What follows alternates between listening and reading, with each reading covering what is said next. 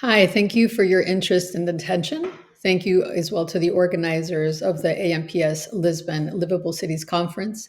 My name is Janine Diego, and I am Assistant Professor of Fashion Design at Virginia Commonwealth University School of the Arts, located in the United States. The title of my conference is Women Making, Negotiating Embodiments Through Craft and Fashion in Contemporary Mexico.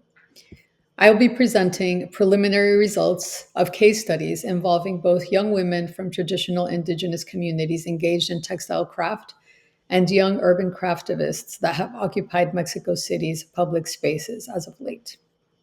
My aim is to explore how style fashion dress reveals itself as a signifying space and complex nodule through which young Mexican women from different backgrounds are actively negotiating their individual and collective identities in a thrust toward autonomy and agency. I'll begin by providing background on some key terminology and information on gender violence against women in Mexico, which informs the context.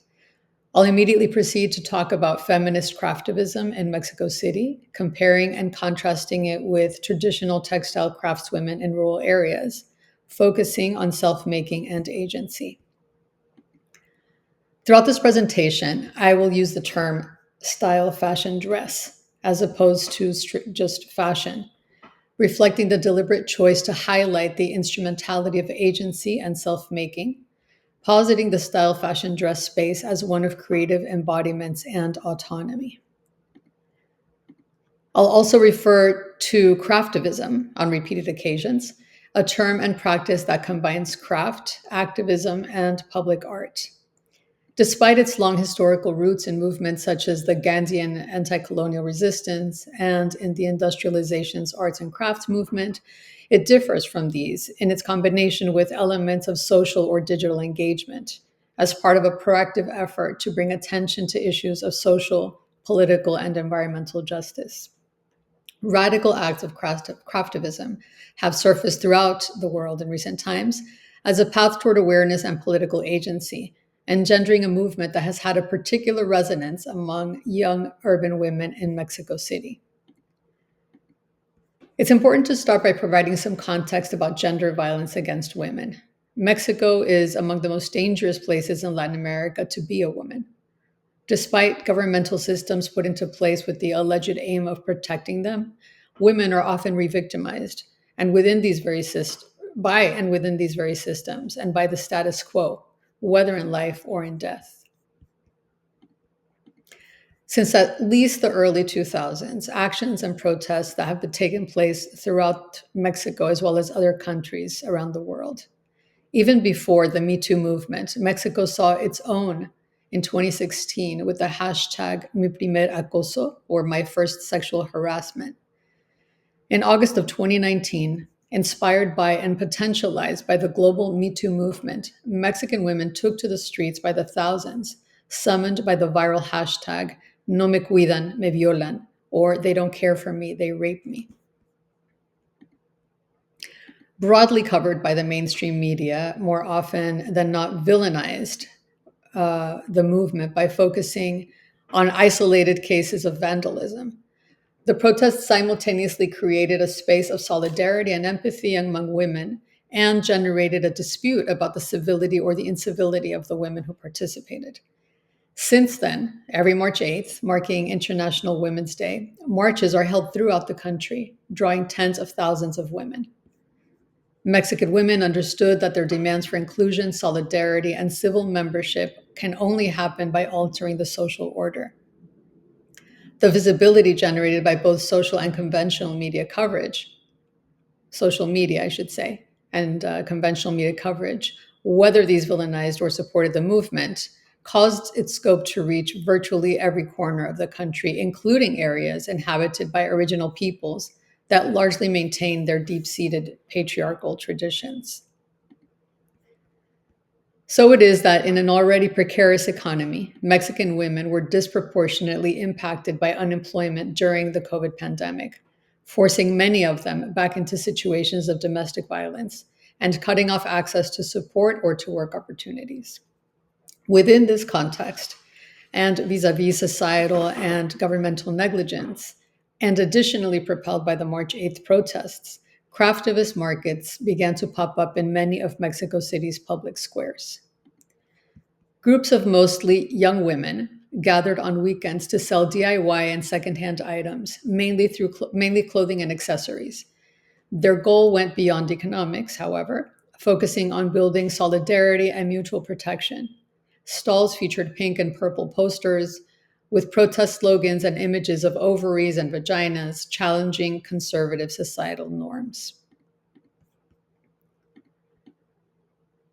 Henri Lefebvre's concept of the right to the city includes both the right to use and transform. Sorry, let me go back a slide. To use and transform urban spaces, highlighting that this right has historically favored those with higher social, racial, and gender status. In the case of Mexico City, factors like extortion rings, public space privatization, and gentrification complicate the issue even further. The squares where craftivists operate face an added layer of social cleansing driven by economic and political forces. In Mexico, women face harassment and assault by mere virtue of appearing in public without the company of a man, as if occupying public space occupying public space, they forfeited their right to privacy and safety. These images show craftivist collectives successfully capturing and removing a predator who had flashed and masturbated near them, for example. By labeling their activities economic protests, Mexico City craftivists distance themselves from the traditional tianguis, which are open-air markets that have existed since pre-Columbian times. With around 1,400 active tianguis in Mexico City today, most sell cheap Chinese imports and goods smuggled from the US. The informal economy, estimated at $429 billion annually, makes tianguis workers especially vulnerable to exploitation and political manipulation, since their leaders are often tied to extortion and bribery. The craftivists face constant harassment and frequent attempts to remove them, often through force or coercion. These images, for example, show one such attempt by the director of markets for the Cuauhtemoc municipality in Mexico City back in 2022. She tries to convince the craftivists that she has their best interests at heart while surrounding herself by thugs that are meant to intimidate the young women. Soon after this, the craftivists were forcefully removed with police assistance. So the craftivist economic protests differ from tianguis in several ways, highlighted through social and media signage. Organized as collectives, they don't charge fees to the participants, and they reject, in this way, the patriarchal dynamics and extortion seen in tianguis. By selling handmade and secondhand items, their feminism merges with sustainability, challenging status and class associations tied to used clothing. In their disregard of the codified mechanisms, in reclaiming public space and personal safety, in demanding to be seen and heard, in building sorority and support networks in public, these young women are effectively disrupting the socio-material arrangement of things. If the reiterated aggressions and violent attempts at removal are any measure, the Mexican craftivists have indeed succeeded in destabilizing and obfuscating the systems they challenge. Whether it's through explicit imagery or through evidence of female friendship, sorority, sewing, knitting, or crafting in general, the craftivists bring the domestic and the overtly female to the public space with forceful stridence. By doing so, they're challenging the heteronormative narrative. They're performing the inversion, in the Freudian sense of the word, of the patriarchal codes. This disruption within the political sphere traditionally controlled by men is intolerable to the status quo. David Harvey argues that the right to the city is a collective right to reshape both our urban environment and ourselves. This process of self-making is central to the craftivist identity, tied to their style, fashion, and creative practices as urban artisans. By exaggerating their alterity, which is to say adopting bold styles, piercings, tattoos, and vibrant hair, these young women challenge conservative norms of modesty in Mexico. By emphasizing their femaleness with traditionally girly colors like pink and purple, their style serves as a means of both group identity and resistance to the patriarchy, a vehicle for what we call belonging and difference. Many of the protest march slogans seen on the posters underline this intentional distinction, often demonstrating an appropriation of villainized stereotypes. By engaging in self making, the craftivist collectives are actively creating a different narrative around their individual and collective power in the face of physical and economic violence, precisely through that unique fusion between public art, craft, and activism. Now we're going to turn our attention to the women in rural areas of Mexico who are members of indigenous groups and who practice textile craft. In 2020, the INEGI census found that 18% of Mexico's population identifies as indigenous, with 73% living below the poverty line and 29 in extreme poverty. 13% of indigenous people produce crafts, of which 64% are women. Despite representing 20% of the cultural sector, artisan crafts contribute only 0.6 to the gross domestic product. The sector's already fragile economy was hit hard by the pandemic, with a 15% decline in 2020 and slow recovery ever since. Textile craft making is widespread in Mexico, particularly in the central and southeastern regions of the country, including Oaxaca, Chiapas, and Guerrero, where interviews for this research were conducted with women. Traditional textile crafts like spinning, handlooming, dyeing, and embroidery have deep roots in these communities, dating back to pre-colonial times. While modern techniques reflect a blend of indigenous and European influences, these textiles remain central to the identity of each ethnic group. In recent decades, the trade of traditional textiles has shifted from personal and ritual use to the mercantilization of the pieces, introducing complexities, of course, to the practice. This research focuses on how this shift impacts self-making and autonomy, particularly among indigenous women. In addition to widespread gender violence, indigenous women face challenges associated with deeply entrenched patriarchal structures in their communities. Authority within families and communities rests with men, and women's mobility, livelihood, and organization depend on male approval. Women are excluded from political participation, they can't vote or hold office, and they're often denied education and reproductive freedom. These cultural practices, along with their heavy domestic and work responsibilities, leave Indigenous women with few opportunities for financial independence, self-care, or let alone organizing with other women. Traditional Indigenous communities have only recently seen a stronger shift from producing textiles for personal use to participating in the market economy. Despite the increase in commercial textile work, women mainly use their small earnings to supplement family income. Many craftswomen speak Indigenous languages and have limited formal education, all of which restricts their business knowledge and access to distribution channels. Most communities are in remote areas, limiting mobility. So while there's a growing number of NGO-directed networks and government initiatives that aim to empower artisans through the creation of distribution channels, the commercialization of their crafts relies heavily on intermediaries with few self-generated initiatives. Public spaces for selling textiles are often inaccessible or mediated in the best of cases. Interview responses carried out as part of this research revealed a divide between women in cooperatives and those outside of them. The patriarchal structure in traditional communities hinders organization and mutual support networks like those of urban craftivists. About half of the women interviewed belong to organizations mostly founded by outsiders. Women not in organizations tend to mistrust each other as well as external agents, due both to the community's patriarchal systems and to differing value systems.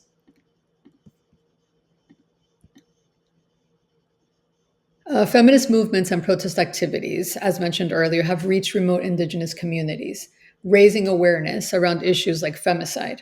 However, while government and NGO programs have helped craftswomen connect to sustainable distribution channels, many don't see their work as a path to autonomy or solidarity with other women. Although nearly all the women interviewed agreed their craft empowered them, 70% felt it reinforced traditional gender roles. While many associated their craft with cultural pride, opinions on its connection to personal identity were divided. Few wore traditional garments daily.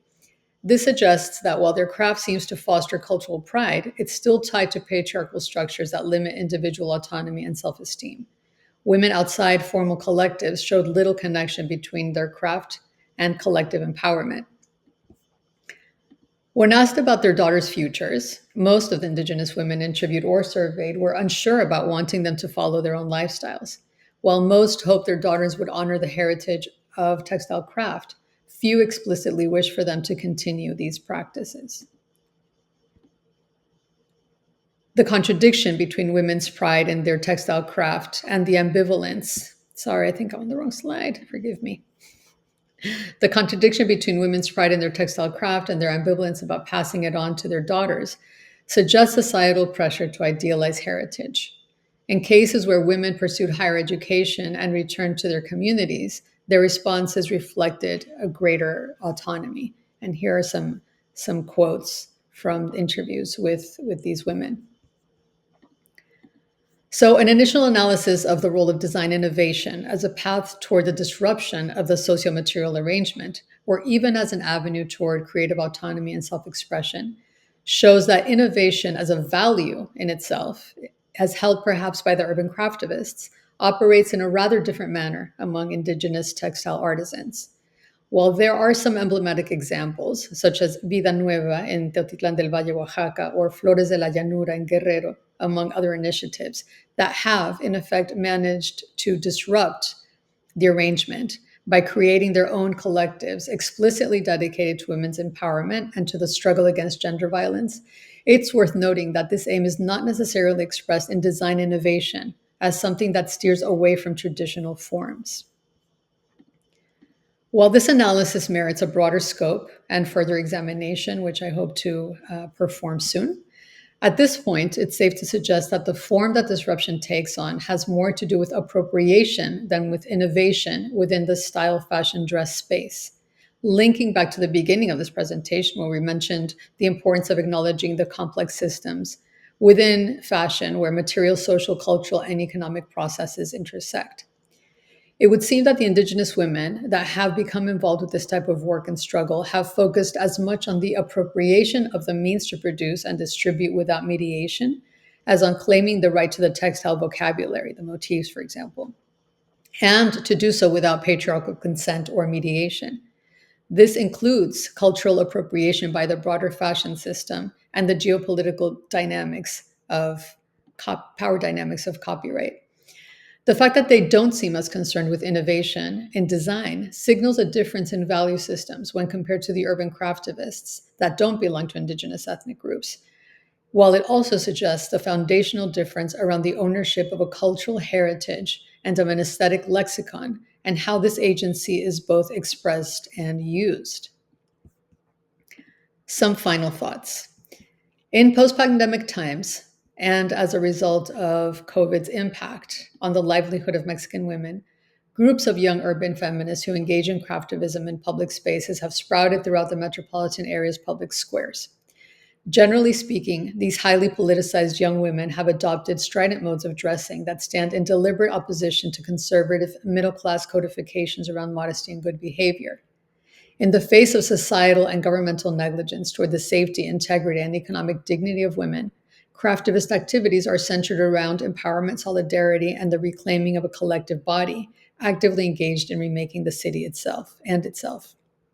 Meanwhile, for young women in traditional indigenous communities, where the collective body and ancestral textile making are still organized around deep-seated patriarchal systems in which property, labor, financial independence, and political engagement remain the exclusive privilege of men, style fashion dress is also a space where expression, creation, and livelihood are negotiated vis-a-vis an imposed collective identity that in turn is linked to notions of Mexicanness, oftentimes sustained by the idealization of traditional indigenous values.